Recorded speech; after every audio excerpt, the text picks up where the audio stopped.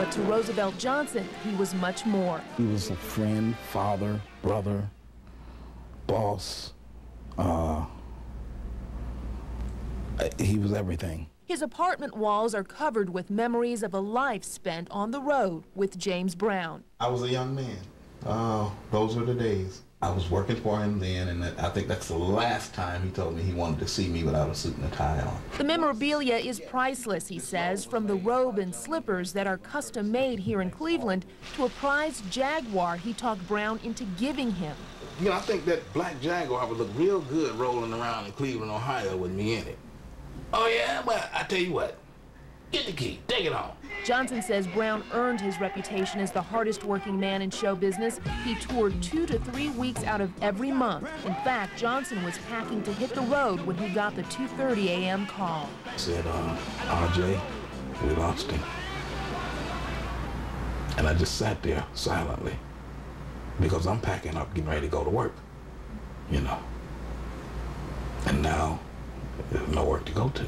But there is an enduring legacy of musical influence that Johnson says will live forever. After 50 years in this business, you can't escape James Brown. If you get in your car right now and scan the radio station, he'll pop up. The man knew how to grab a spotlight to entertain a crowd, and Johnson says he stayed true to form right up to his death. He wouldn't have went Christmas Eve. He wouldn't have went the day after. He's gonna go Christmas Day. That's James Brown. He's not gonna go away. The man is gone, but his music will always be here. Angel Ringo, Fox 8 News. And Johnson says Brown loved performing and got antsy when he wasn't on the road. Brown had been looking forward to his New Year's Eve show in New York City. Original members of the Rock and Roll Hall of Fame, the news breaking overnight that James Brown has died. The godfather of soul. Look at him go. Well into his 70s. Died at 73. His assistant called 19 Action News this morning, saying he was hospitalized with pneumonia in Georgia yesterday. Reporter Shannon O'Brien is in Euclid right now with a man who knew James Brown very, very well. Good morning, Shannon. Good morning, Jeff. I just can't believe watching that video that James Brown is dead. We met his personal assistant, Roosevelt Johnson, this morning, who has been with him for 40 years. He lives here in Euclid. He says that his relationship with James Brown started a long time ago when he was just 9 years old, a place called Gleason's.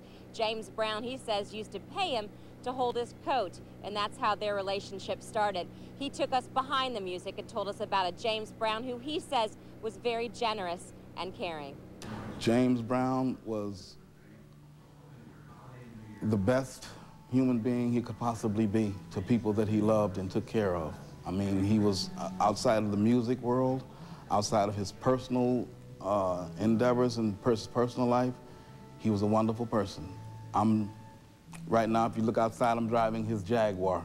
It says, the license plate says, "Get on up," because that's the part I sing in Sex Machine with him. I told Mr. Brown one day that he had too many cars in his yard. You need to let me take one home. He said, "Which one do you want, RJ?" Because he gave me the name RJ. I said, "That Jaguar looks pretty good rolling around Cleveland." So he said, "Here, well, take the key and take it home." And that's how I ended up with his Jaguar that's parked out there now. He just gave it to me. I mean, he was like, you know, no problem. Roosevelt Johnson, one of the people who knew James Brown the best. His actual cause of death has yet to be determined, but we will stay with this story and bring you much more about the life and death of James Brown on 19 Action News at noon. For now, reporting live in Euclid, Shannon O'Brien, 19 Action News. All right, RJ got the...